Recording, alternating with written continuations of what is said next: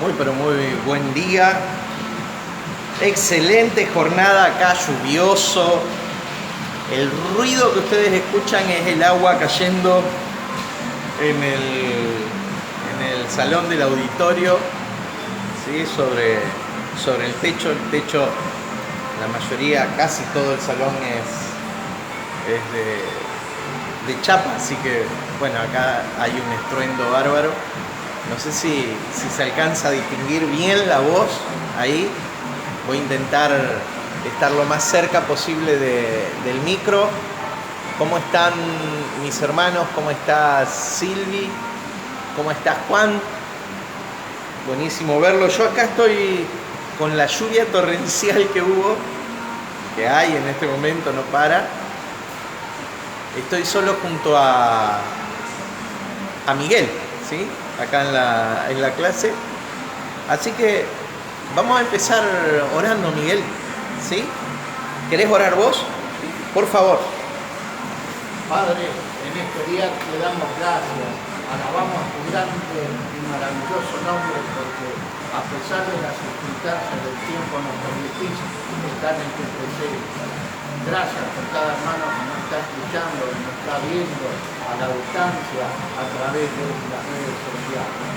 Que esta palabra en este día sea para la unificación total de nuestras mentes, de nuestros corazones y de nuestro espíritu. Gracias, papá, por esta posibilidad. En el nombre de Cristo Jesús. Amén. Amén. Miguel, vení lo más cerca que puedas, porque... Bien. Estamos en Aula ICB. Lo que estamos haciendo es el repaso de la clase que vimos hasta ahora. Hoy el texto es extraordinario, ojalá el tiempo y demás nos permita poder desarrollarlo como corresponde, ¿sí?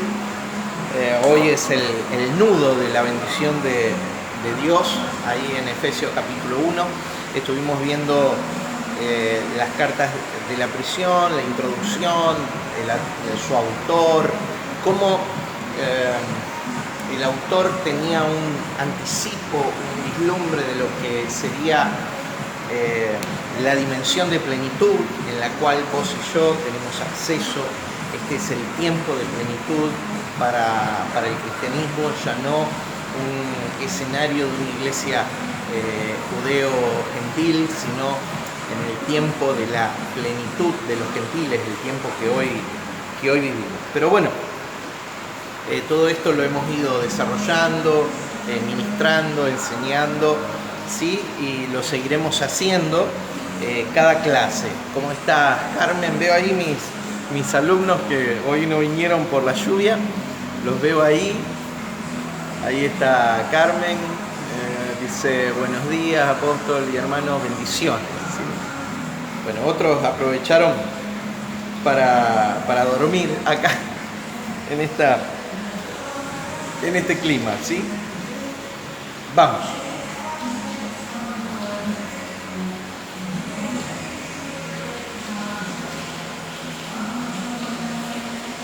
Efesios capítulo 1. Dijimos que desde el verso 1 al 13 lo que tenemos, al 14, es la bendición de Dios desarrollada. Verso 1 y 2, lo que tenemos ahí son las salutaciones, ¿sí? Habitual en toda carta. En el verso 3 tenemos el verso que es la clave de interpretación de todo el libro. Bendito el Dios y Padre de nuestro Señor Jesucristo, que nos bendijo con toda bendición espiritual en los lugares celestiales en Cristo Jesús. Y del verso 4 al verso 14 tenemos desarrollado la bendición de Dios. La bendición de Dios en tres tiempos. La bendición de Dios en el Padre. Dice que Él nos escogió, nos eligió antes de la fundación del mundo. La bendición de Dios en el Hijo. Dice que Él nos redime. Y eso es lo que vamos a ver hoy. Y está en un tiempo verbal que es presente. Él nos redime. Y tenemos la bendición de Dios, el Espíritu Santo, ¿sí? Él nos da herencia, la herencia de Dios. Eso es lo que es el bosquejo, y después, al final, desde el verso 15 al 23, tenemos la oración apostólica, que es una oración de apertura que el apóstol Pablo hace, que cuando lleguemos al texto lo vamos a disfrutar extraordinariamente. Hoy estamos entonces en la bendición del Hijo, desde el verso 7 al 10. Lo voy a leer para todos. Dice: en quien tenemos redención por su sangre, el perdón de pecados según las riquezas de su gracia, que hizo sobreabundar para con nosotros en toda sabiduría e inteligencia, dándonos a conocer el misterio de su voluntad, según su beneplácito, el cual se había propuesto en sí mismo de reunir todas las cosas en Cristo en la dispensación del cumplimiento de los tiempos, así las que están en los cielos como las que están en la tierra. Verso 10. Hasta el verso 10, la lectura de hoy. Baja los 5 puntos. Creo que bajó, pero por las dudas. En 20 ponelo. Bueno, Dios, el Hijo, me redime hoy. ¿Cuáles son las implicancias, el alcance de aquella obra de redención? Vamos a ver en el texto 3 consideraciones que le vamos a hacer. La primera,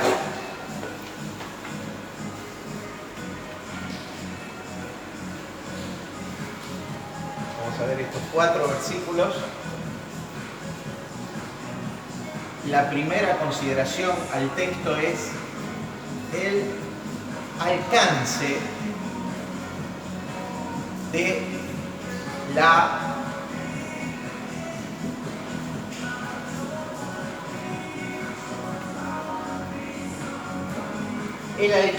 la redención. No sé si se alcanza a ver desde allá, pero leen al revés. En la imagen se lee al revés. El alcance de la redención. ¿Qué significaba redención en el Antiguo Testamento? Redención en el Antiguo Testamento significa básicamente rescate.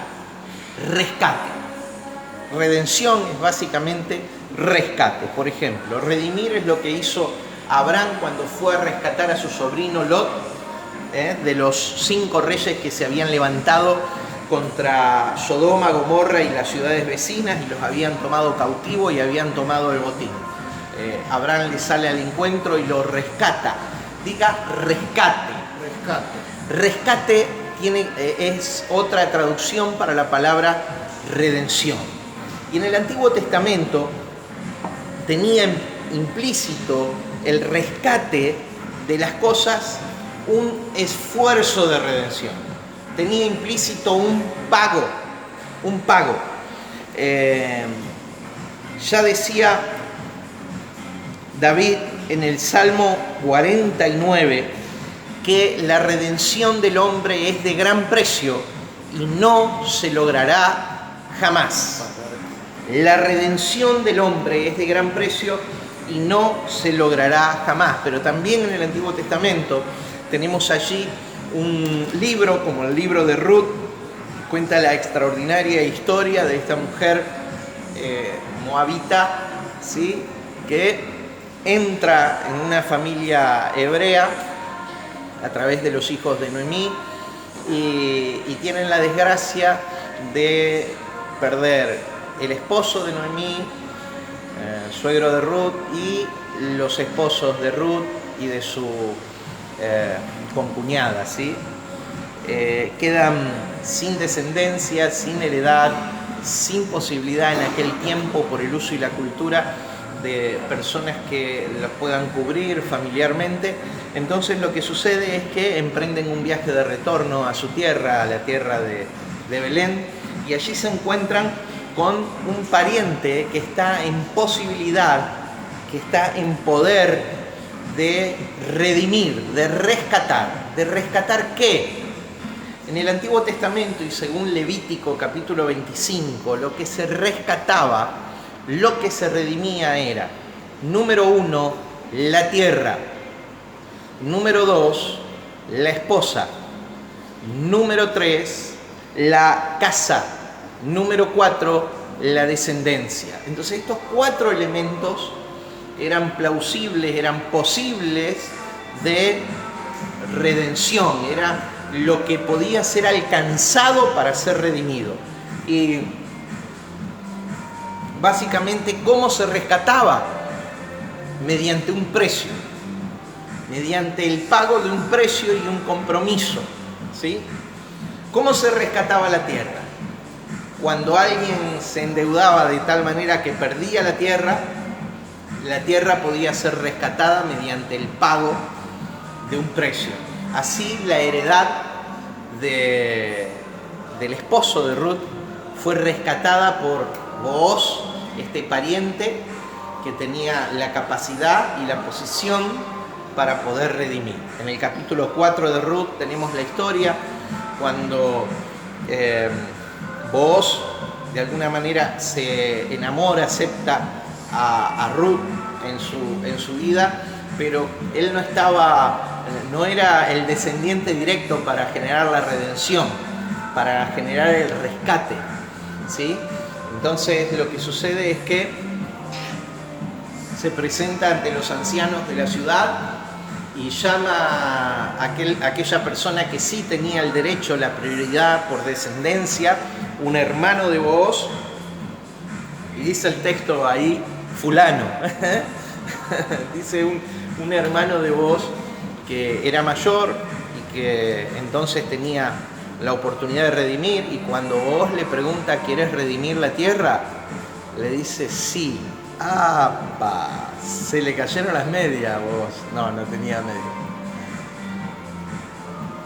Y entonces le dice, pero si redimes la tierra, también tendrás que redimir a la esposa de nuestro pariente, para conservar su nombre y heredad. Entonces este fulano le dice a Booz, no, porque no sea que dañe yo de esta manera mi heredad.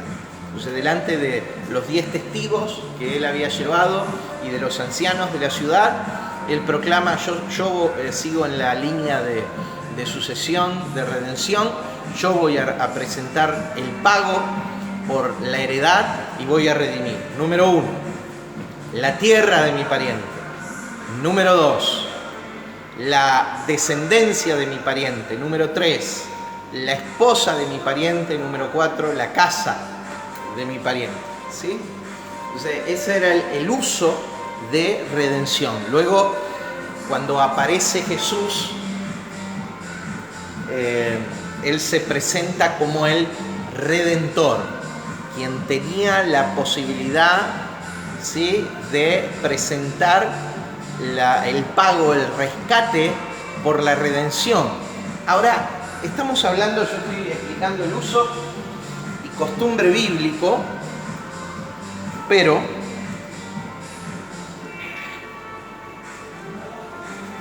quiero que hagamos énfasis no solo en lo que significa redención, que vamos a seguir explicando, sino en cuál es el alcance de la redención.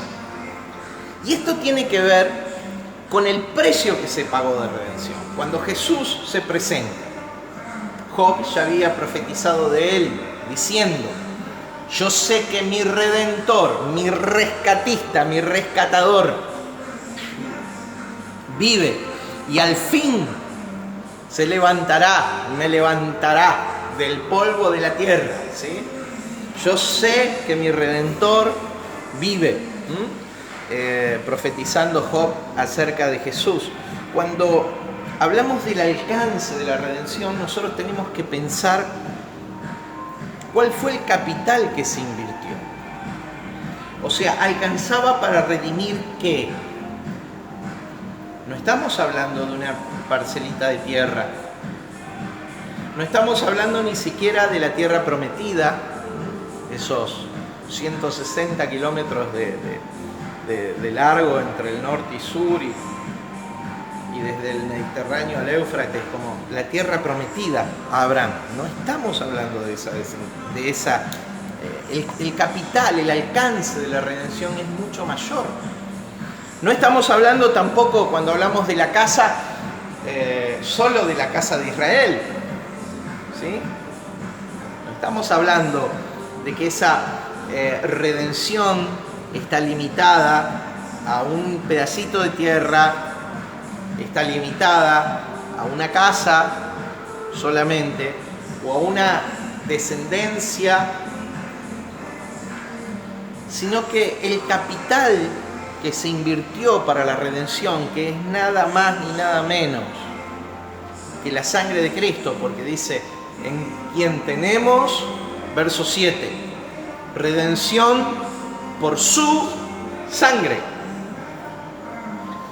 En quien tenemos redención por su sangre, pago, rescate por su sangre.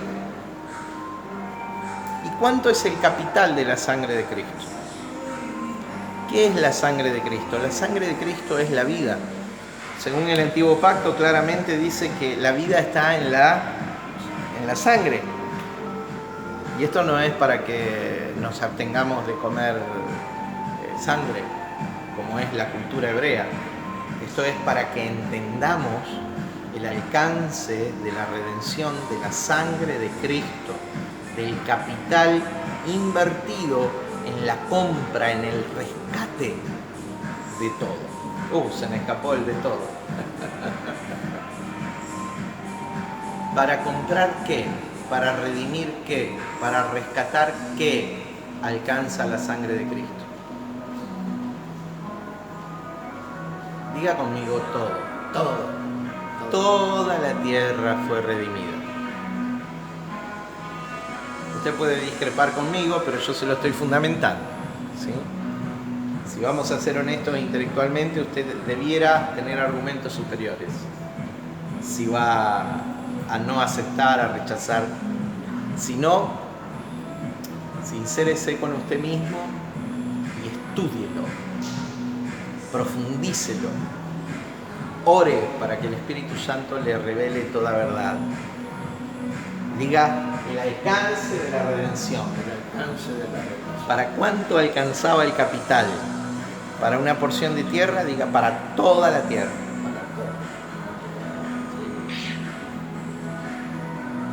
Para algunos años de la esposa, para toda la existencia de la esposa. Para una casa, para toda la casa que había en la heredad. Para todas las casas o familias que había en la heredad. ¿Para cuántos hijos? Para todos. Pero si el precio de redención alcanzó para todos, si el alcance de la redención de Cristo es todo, miren, ¿por qué el mundo está como está? ¿Por qué hoy estamos hablando de estos conflictos en el corazón del mundo? Miren, siempre hubo conflictos, algunos más graves, otros no tanto, porque sucede que hoy día los conflictos están extremadamente expuestos, ¿sí? Y obedecen a la oscuridad del hombre a despertar, a la imposibilidad del hombre de despertar y a la negación del hombre de despertar de su sueño de existencia temporal. Miren, Dios puso eternidad en el corazón del hombre. Dios puso eternidad en el corazón del hombre. Y nosotros debiéramos despertar a esa verdad. Pero quiero decirte algo.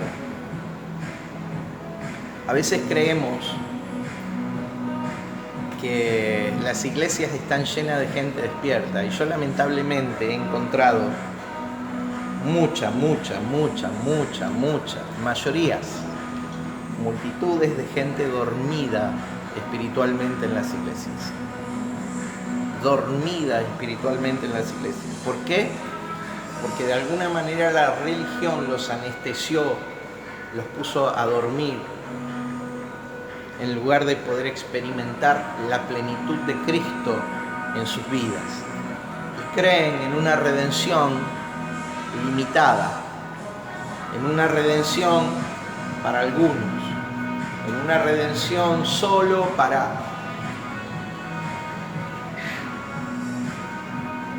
unos pocos. Pero el alcance de la redención es total. El alcance de la redención es total. Si no, la obra de Cristo estaría incompleta. Si no, la obra de Cristo necesitaría de nosotros para ser completada. Esto no es así. Redención. Vimos lo que significaba en el Antiguo Testamento, ¿sí? Que los objetos de redención era la tierra, la casa, la esposa, la descendencia. Pero en el Nuevo Testamento la palabra redención está puesta de manifiesto a través de 3 palabras y aún una cuarta que nos va a explicar más claramente lo que significa redención, nos va a dar una idea más clara de lo que significa redención.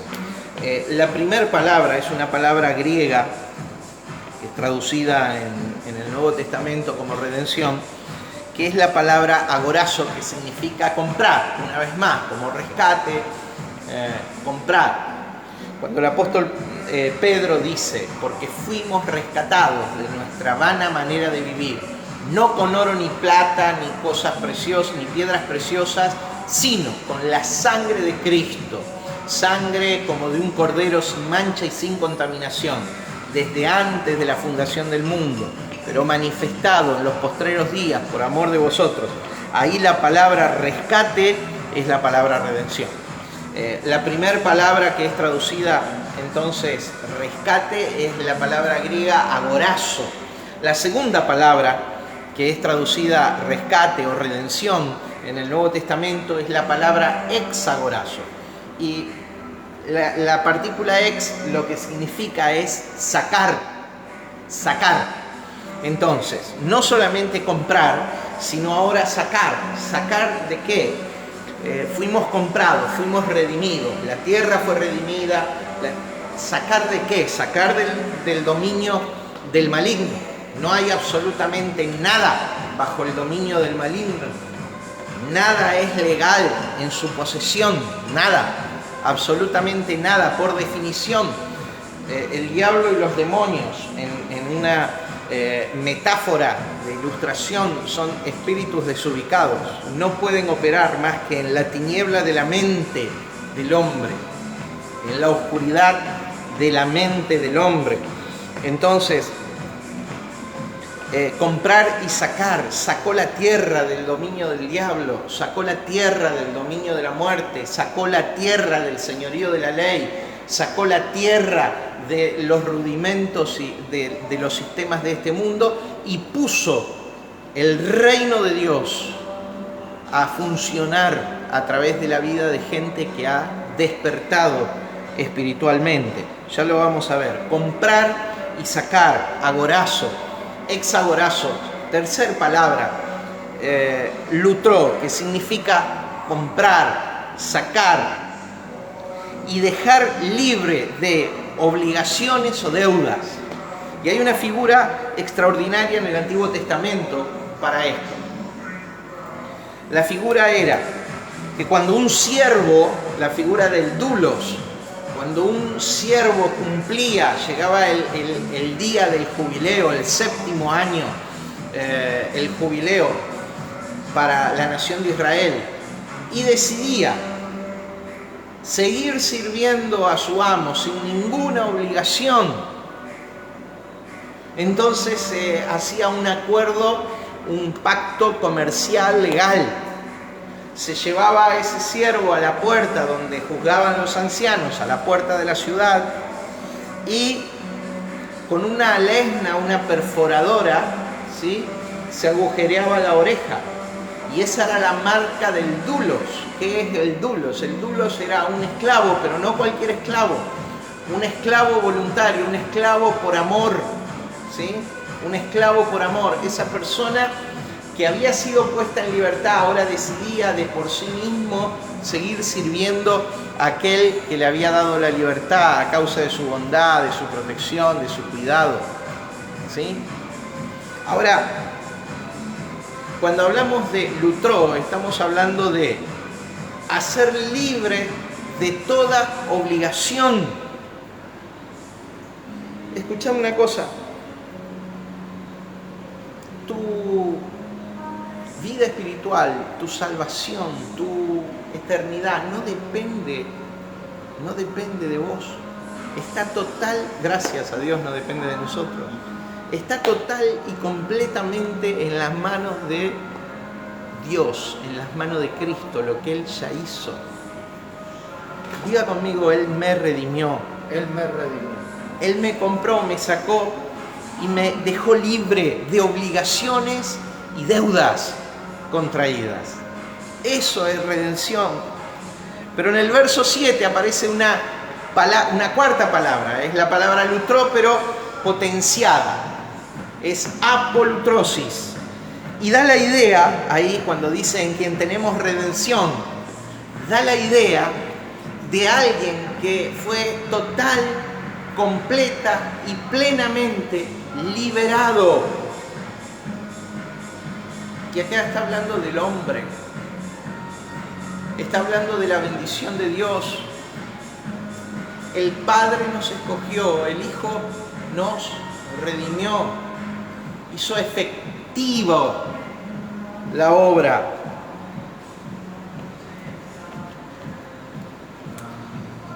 Después vamos a volver a hablar de la redención y del alcance de la redención en la conclusión final. Primer consideración del texto, el alcance de la redención. Y la clave es en quien tenemos redención por su sangre. Su sangre alcanza para todo. Para todo. ¿Cuánto vale la vida de Jesús, el Cristo? Ese es el capital invertido en la redención del mundo, en la redención de la casa o las casas, familias, en la redención de los hijos.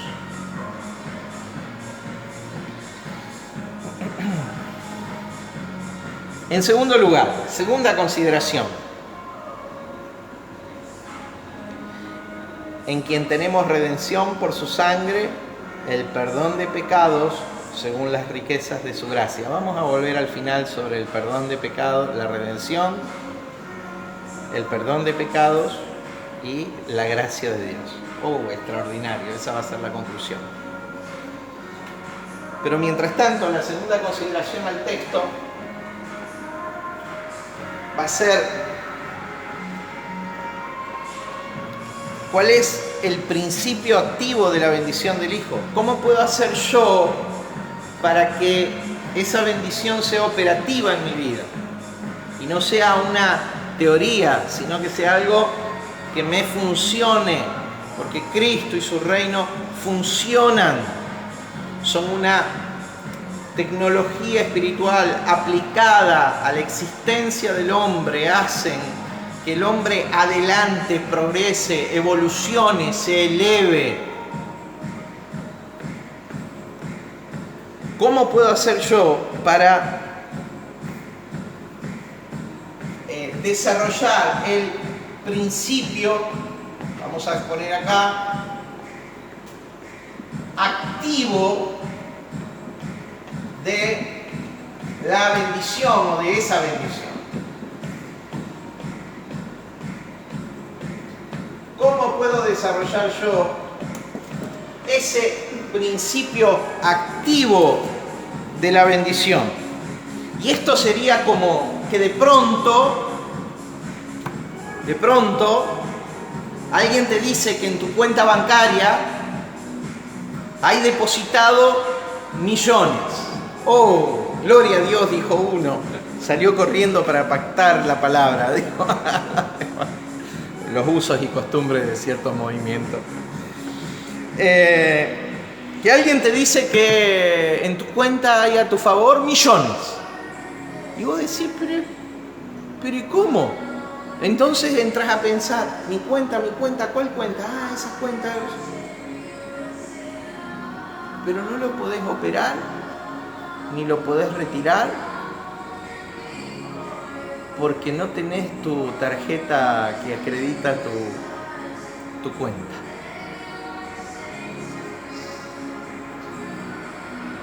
Hay millones acreditados a cuenta de los hombres, pero a causa de su oscuridad, de su entenebrecimiento en la mente, no pueden hacer efectivo la posesión de esos millones. Estoy hablando figuradamente, estoy hablando de la dimensión espiritual. Hay millones en nuestra cuenta, pero necesitamos tener la tarjeta para operarla. Vamos a sacar un dedo. La tarjeta para operar esos millones. Y esa tarjeta tiene que ver con principios activos.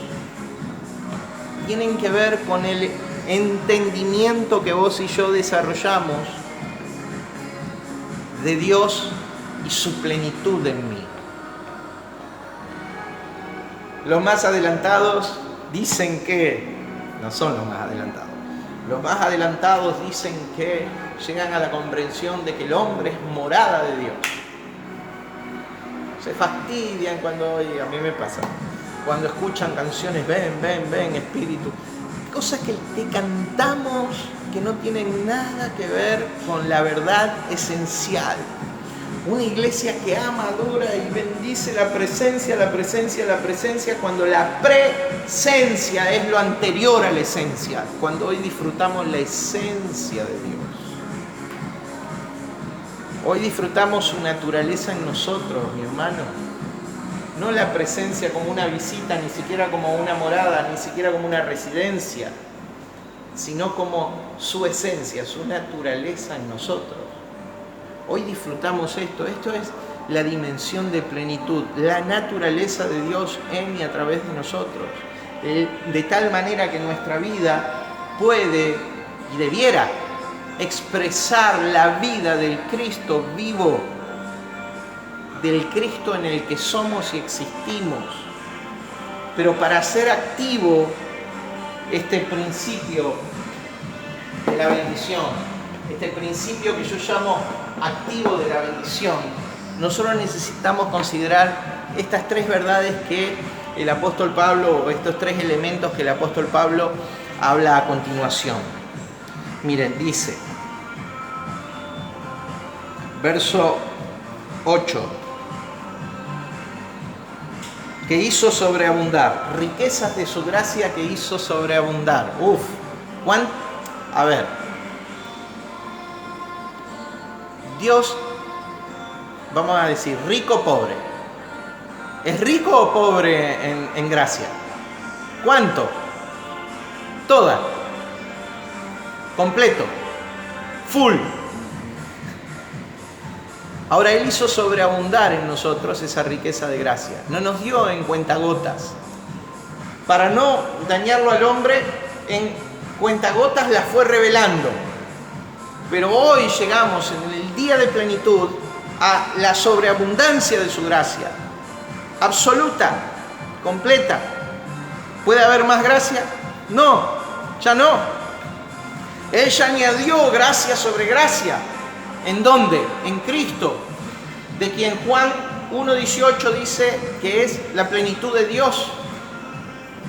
Y fue añadido sobre él gracia sobre gracia, y ya está.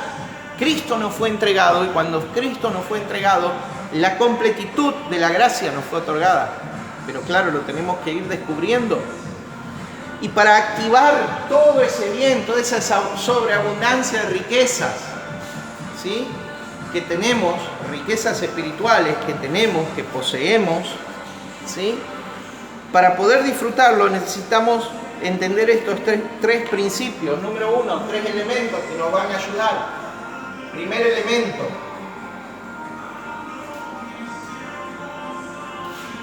Y usted me dirá con qué tiene que ver esos elementos. Y no tenga miedo.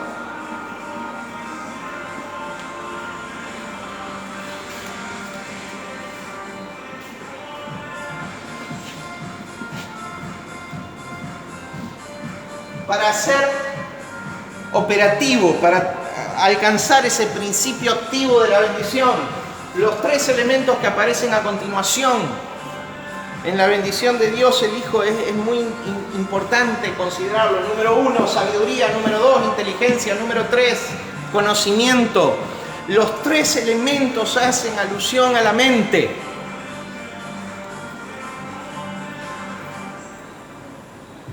Verso 8, que hizo sobreabundar para con nosotros en toda sabiduría. ¿Cuánta sabiduría, Miguel? Toda. Se va a cansar de decir todo, Pablo.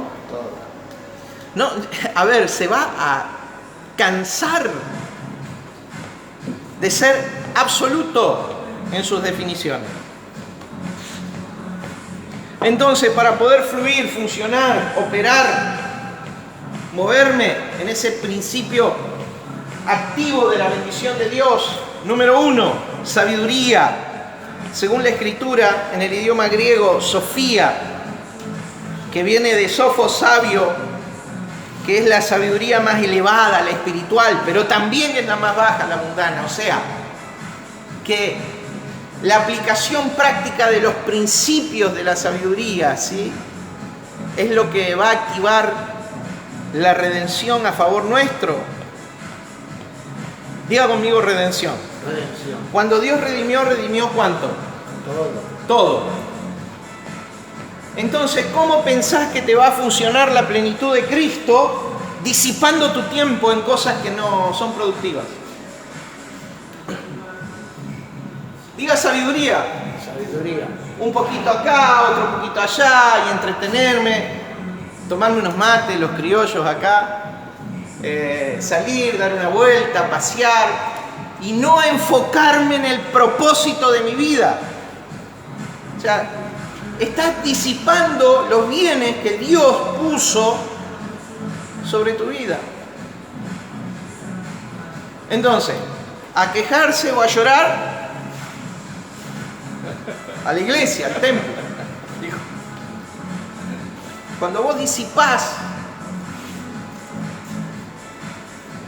cuando entretenés tus años en adicciones, ¿a llorar a dónde? Perdón que sea tan crudo, pero los principios de la bendición de Dios son activos, funcionan. Entonces, muchacho, ¿qué te queda? ¿Qué te queda? ¿Cambiar o colgarte de la bendición de alguien a la que sí le está funcionando los principios operativos por sabiduría, inteligencia y conocimiento? Yo te felicito, Miguel. ¿Ya empezaste el curso o no? El lunes. El lunes. 8 de la noche. Miguel con yo no creo años. Fue un tropezón. Con unos cuantos años está empezando a estudiar instalación eléctrica. Porque de alguna manera hubo ahí una luz. Pero yo te digo, hay muchísima más sabiduría de Dios. Porque nosotros fuimos puestos en la tierra como señores, como reyes y sacerdotes. No fuimos puestos como lacayos. No fuimos puestos... Venimos de lo vil, pero no fuimos puestos para lo vil. El que le entienda. Entonces, adelantar en la vida, evolucionar crecer en nuestro destino. ¿Qué tan rápido? De acuerdo a la luz recibida. De acuerdo a la luz recibida. Entonces, invertirme en sabiduría. Algunos dicen, pero ¿para qué tanta Biblia? ¿Tiene utilidad? Sí. Y todo tiene que ver con cómo vos la veas. Si vos la ves como un principio religioso, y la verdad no te va a servir para nada. Ahora, no solamente sabiduría espiritual, sabiduría natural, porque la mente de Cristo no es solo conocimiento de la dimensión del Espíritu. La mente de Cristo es la suma del conocimiento de todo lo que hay, de todo lo que existe. Entonces, ¿qué contiene la mente de Cristo que dice Pablo en 1 Corintios 2:16 que nosotros tenemos acceso? Todo el conocimiento de lo que existe. La ciencia también. Las artes también. Todo tipo de ciencia. Todo. Es que la palabra conocimiento, después vamos a ver, es la palabra ciencia. Ciencia. También la neurociencia. Bueno, el hombre está desarrollando hoy día, tal vez, los descubrimientos más grandes del hombre en el último periodo de la historia tiene que ver con el conocimiento de la mente, ¿sí? Pero de esto ya hablaba Jesús cuando decía arrepiéntanse. Arrepiéntanse, que el hombre hizo un término religioso del arrepiéntanse, no tiene que ver ni con llorar, ni tiene que ver con otra cosa que no sea renovar la mente. ¿Cómo vas a entrar a una vida nueva con la mente? Necesitas una mente nueva, una mentalidad nueva. Ahora, si vos no cambiás tu mente, ¿tus acciones van a cambiar? No. Entonces diga sabiduría, el principio activo de la bendición de Dios, de la redención en el hombre, para que la redención se te note y vos pases a ser un libertador, una expresión de libertad para otros, porque no alcanza con ser libre. Jesús no solo fue libre, Él hizo libre, como la expresión del prototipo de hijo. Pero hoy nosotros somos hijos, judíos, como Él fue. Sabiduría, segundo ingrediente para hacer activo ese principio de la redención, inteligencia, phronesis en la Biblia. Phronesis, ¿qué significa phronesis? ¿Qué es phronesis? Phronesis viene de una expresión phroneo que es ejercitar la mente. Alguien inteligente es alguien que ejercitó su mente. Muchachos, esto lo digo acá. Raúl, Miguel, los muchachos que nos están siguiendo ahí. Con todo lo que yo anestesie en mi vida para evitarme el dolor de enfrentarme a mí mismo y a mi pasado, drogas, alcohol, estoy debilitando mi mente y perdiendo posibilidades a futuro. Sabés lo que estás haciendo. Ahora, al principio tiene que ser activo, porque si no, la bendición que tenés la va a ir a buscar, la va a hacer efectiva, la va a cobrar. ¿Quién? Mongo Aurelio, como decimos nosotros.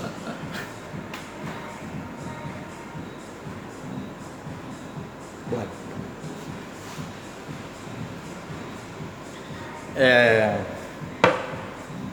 Viene phronesis, significa la acción o actividad mental, la visión o nivel intelectual y moral. Un ingrediente de aquella inteligencia también es la prudencia, ¿sí? Diga inteligencia. Alguien inteligente es alguien que desarrolló por el ejercicio de la mente, ¿sí? Desarrolló su capacidad. Entonces, para ser productivo, activo en mi vida la bendición de Dios, número 1, sabiduría, número 2, inteligencia, número 3, tercer elemento. Acá usa la expresión norizo que viene de ginosco, que es conocimiento, dándonos a conocer. Conocimiento, conocer o saber absolutamente algo, manejar con amplitud. ¿Cuántas veces le dijimos, la gente dice, no entiendo nada? Ahora mismo alguno puede estar pensando, no entiendo nada de qué está hablando este. Claro, ese es el problema. Ahí el problema para no poder efectivizar, cobrar, manejar a voluntad todos esos bienes con los que Dios nos ha enriquecido y ejercer nuestro gobierno y sacerdocio en la tierra como embajadores del reino, como hijos, representantes del reino que administramos, ¿sí? Y ahí nuestras imposibilidades, no conocemos, no manejamos, no sabemos. Pretendemos que con un versículo de la Biblia va a ser suficiente. Con un versículo de la Biblia va a ser suficiente. Con una cosita media tirada de los pelos, con una enseñanza del catecismo, tanto católico o evangélico o de cualquier otra religión, va a ser suficiente. Con un dogma va a ser suficiente. No, hermano. Es una guerra interna que tenemos. Por eso a nuestro enemigo, que se llama carne, lo tenemos que tener muerto. Carnalidad, ¿no? Para diferenciar de carne esta carne.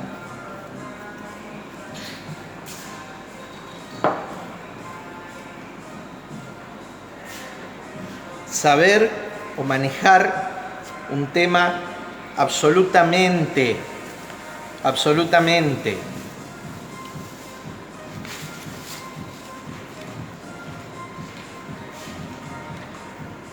ginosco tiene que ver con mostrar, conocer, dar a conocer, declarar, hacer notorio. ¿Esto qué tiene que ver? Con algo que la Biblia llama entendimiento o entendidos. ¿Quién opera la bendición de Dios sobre su vida? La gente entendida. Muy evangélico lo que voy a decir ahora, pero los entendidos digan amén. Se quedaron callados.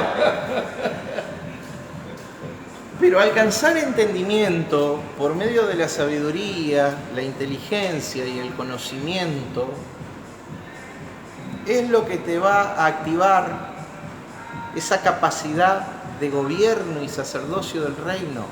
No es otra cosa. No es otra cosa. Algunos creen que en el manejo de circunstancias o de relaciones... No.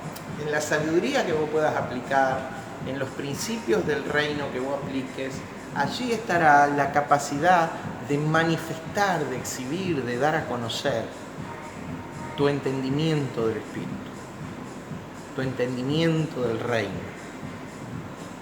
Entonces, para que esa redención, ese capital invertido en la cruz del Calvario, pueda ser dispuesto, esté disponible para que yo pueda echarle mano, estos principios son fundamentales: sabiduría, inteligencia y conocimiento.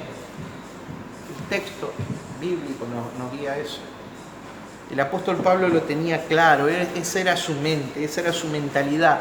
A pesar de que él estaba viendo la vislumbre, el anticipo, y lo veía oscura y opacamente, que se venía hacia su tiempo, pero que él no alcanzó a participar de él.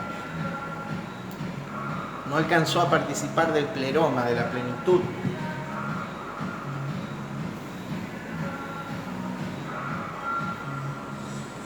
Que hoy nosotros podemos participar. Hoy es el tiempo de los entendidos. Estos son los despiertos en el Espíritu, los que caminan en la luz que irradia el conocimiento pleno. No es solo los que saben, son los que manejan, los que se mueven en esos principios. Como referencia, usted tiene Daniel 12:3. Dice que los entendidos resplandecerán como las estrellas en el firmamento a completa eternidad. Tercer consideración.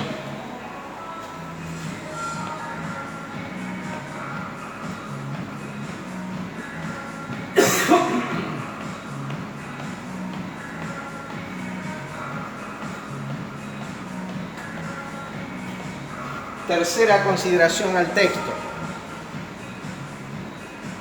¿Cómo es la operación de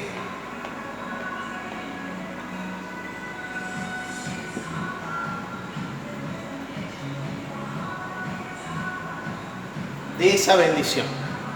Tengo que borrar la pizarra así que si escribieron esto, está, si no, tengo que borrarla. La operación de la bendición del Hijo, ¿cómo es? Me secó.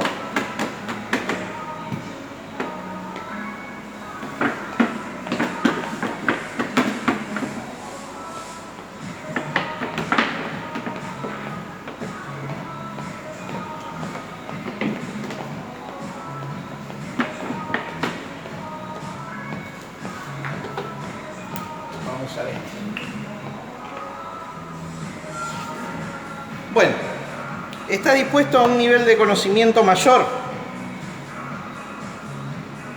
Algunos ya se fueron. Para los que se quedaron, esto es una perla del reino.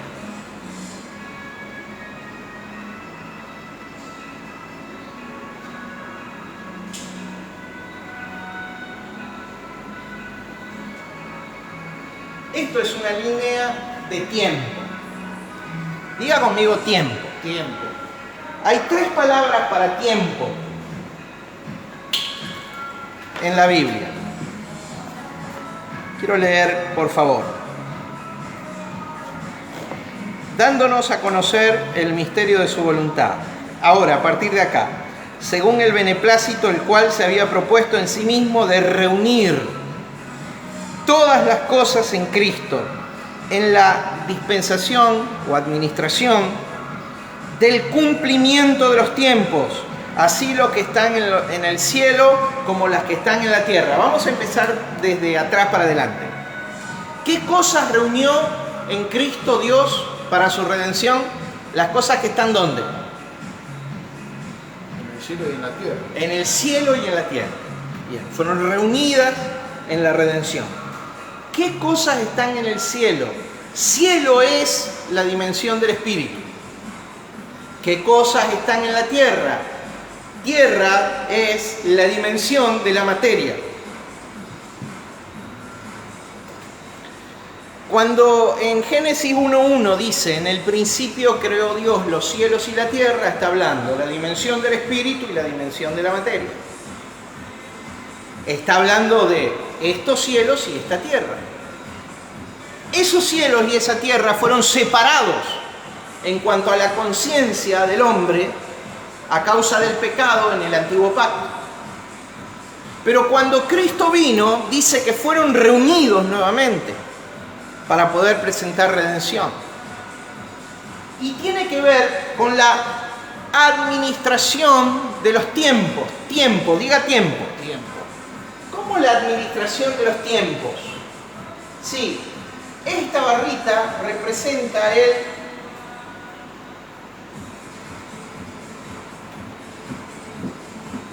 ¿qué dice acá? Cronos.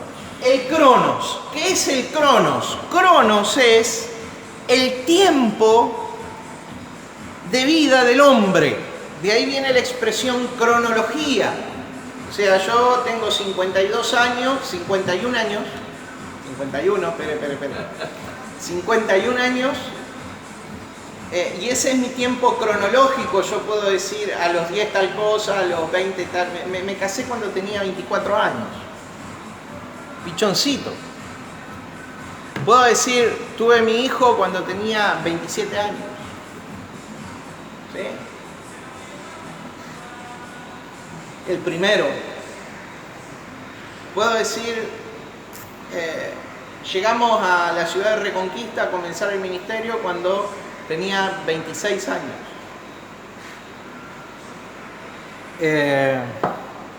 27. Entonces, puedo narrar mi vida de manera cronológica porque cronos es el tiempo del hombre. Es la forma de contar el tiempo. Esperen que lo voy a poner en otro lado. Es la forma de contar el tiempo en la dimensión natural.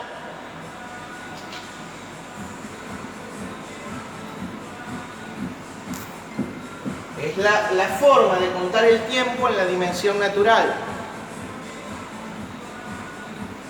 Ahora hay otro tiempo.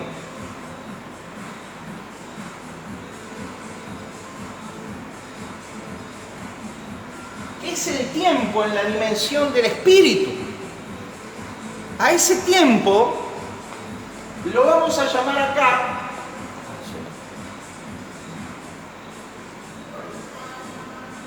Kairos, que es el tiempo de Dios. Es la segunda palabra que se traduce tiempo en la Biblia. Ya no hace alusión a un tiempo cronológico, sino hace alusión al momento de Dios, al tiempo de Dios. Y nosotros sabemos que el tiempo de Dios se cuenta en eternidad. No es como el tiempo natural. Es el tiempo en la dimensión del espíritu, en la dimensión cielos. Pero dice el texto que en la redención Dios reunió todas las cosas en todos los tiempos, los que están en el cielo y en la tierra. Y aparece una tercera palabra, que es la palabra hora. Hora sin H. Total, la H es muda. No es un error de ortografía, así se escribe la palabra hora en griego. Tercer palabra hora, que es la ocasión o momento. Cuando Jesús hace su primer milagro en las bodas de Caná, y el apóstol Juan dice que Jesús la mira a María y le dice: mujer, ¿qué quieres conmigo? Aún no ha llegado mi hora. Usa esta palabra ahora. No usa ni kairos ni cronos. Aún no ha llegado mi momento. Pero en el capítulo 12, 10 capítulos más adelante, en el Evangelio de Juan, dice que vienen unos griegos a visitar a Jesús, porque su fama había llegado hasta su tierra. Y cuando él se entera que los griegos querían hablar con él, sus discípulos le avisan. Entonces Jesús dice: ahora ha llegado mi hora. Dice: y el Hijo del Hombre va a ser crucificado. Diga: mi hora, mi momento. Ahora ha llegado mi hora, mi momento, y el Hijo del Hombre está para ser crucificado. Y después acerca del diablo dice: y el diablo va a ser echado fuera. Diga: ahora. Kairos, cronos. Y en este momento, hora. ¿Qué es la hora? ¿Cuándo reunió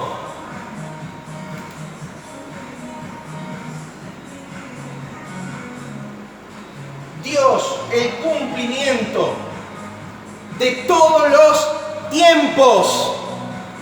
El kairos, el cronos y la hora en Cristo, en la hora de la redención, Entonces Dios no ve tu vida en pasado, presente, futuro. Dios ve tu vida como un conjunto. ¿En dónde lo ve? En la cruz. Por eso la palabra redención ahí, apolutrosis, aparece en un tiempo verbal que es presente continuo. Dios ve tu vida de acuerdo a la obra de Cristo en la cruz del Calvario. No hay pérdida de salvación. No puede haber pérdida de salvación. Cristo derramó su sangre, su capital, su vida, para que vos y yo podamos disfrutar de esa bendición. Está en vos disfrutar, pero mirá la irracionalidad del hombre. Tan entenebrecido tenemos. ¿Qué harías vos, Miguel, si yo te doy hoy $100.000? ¿Qué harías? Un predio. Compraría un predio. Comprarías un predio. Predio de una hectárea. Fíjate, saldrías a ver cómo mover, cómo... Vos sabés que hay gente que recibe estas cosas y está así. Bueno. Y la vida le pasó. Y la vida se le fue. Y el propósito de Dios, porque dice, según su beneplácito, después en el verso 11, la semana que viene, cuando arranquemos en la bendición de Dios el Espíritu, la vida se le fue, se le pasó. ¿En qué? En nada. ¿En qué? En nada. Reflexioná, porque otro de los elementos redimidos, después en el capítulo 5 lo va a hablar el apóstol Pablo, es el tiempo. Otro de los elementos redimidos es el tiempo.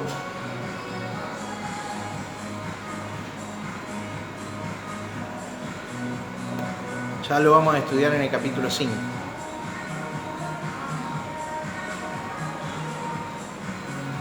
De reunir todas las cosas en Cristo, en la administración del cumplimiento de los tiempos. Los tiempos fueron cumplidos en Cristo Jesús, de tal manera que a través de Cristo se abre una dimensión de eternidad para el hombre. ¿De qué? De eternidad para el hombre.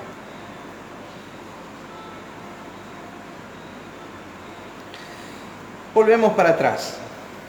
Vamos a la conclusión de esta mañana. Una triple conclusión. Una triple conclusión. Número 1. ¿Para cuánto alcanza la redención? Si la redención alcanza para todo, si el capital de redención alcanza para todo, basta de hablar de una redención limitada. La redención de Dios es global. Dios lo redimió todo. ¿Cuánto redimió Dios? ¿Se manifieste o no se manifieste esa redención? El hombre opte vivir en luz o permanezca en oscuridad. La redención de Dios fue global, es global. En segundo lugar,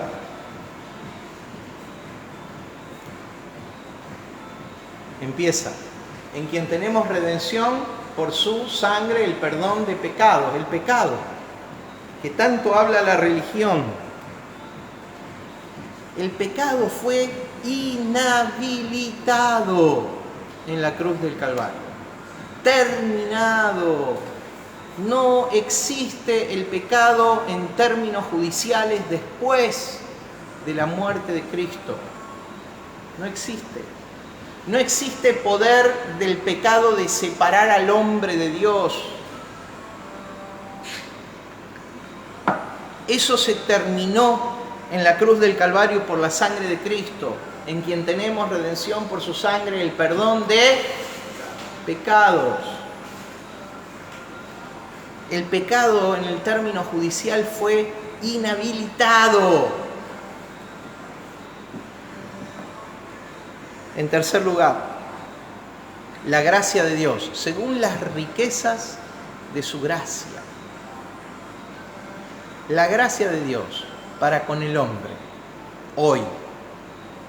La religión nos enseña que está condicionada a que el hombre crea, condicionada a que el hombre se mueva, condicionada. La gracia de Dios es ilimitada. Por eso Tito, capítulo 2, verso 11, dice que la gracia de Dios se manifestó a todos los hombres para salvación. ¿A quiénes? A todos los hombres. Ahora, ¿de qué depende que esa gracia sea operativa en vos? De tu sabiduría, inteligencia y conocimiento.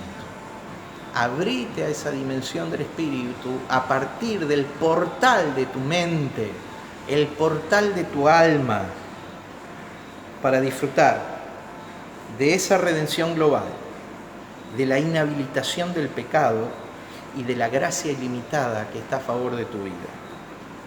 Terminamos. Sabé que sos extremadamente rico. Sabé que la esencia de Dios que está en tu vida, que nada se puede añadir en tu vida más que la capacidad de hacer operativo esta verdad que hoy pertenece a la dimensión de tu espíritu y de mi espíritu. Vamos a orar. Padre, en el nombre de Jesús de Nazaret, oro, Padre, junto a mis hermanos, para que de alguna manera, Señor, podamos expresar la vida plena del Espíritu con la que Cristo nos ha enriquecido. Padre del cielo, oro para que esa redención global, Señor, y esa gracia ilimitada operen en mi vida como una plataforma de plenitud, Señor, para mí y para los hombres que están en mi entorno. Señor, declaro proféticamente, Señor, declaro esta palabra rectora de gobierno en el reino, Padre. Mentes despiertas, Señor, corazones despiertos, conciencias despiertas, Señor, para hacer operativa tu voluntad sobre los hombres. En el nombre de Jesús de Nazaret. Amén. Amén. Mis hermanos, terminamos con aula ICB. ¿Alguien tiene alguna pregunta? ¿No? Me hacen con el dedito así. Bien. Hermanos, si alguno de ustedes tiene alguna pregunta, la puede dejar allí colgada en la red y en la medida de las posibilidades lo estaremos respondiendo. Si no, les invito también a interactuar entre ustedes, ¿sí? Los bendigo y esta noche seguramente en la celebración en el auditorio se va a transmitir en vivo a partir de las 20 horas y nos estamos encontrando en oración por la mañana desde el martes en adelante. Mis hermanos, bendecidos, llenos de Dios en la dimensión del Espíritu, con el desafío de hacer operativo eso en nuestra vida. Los bendigo.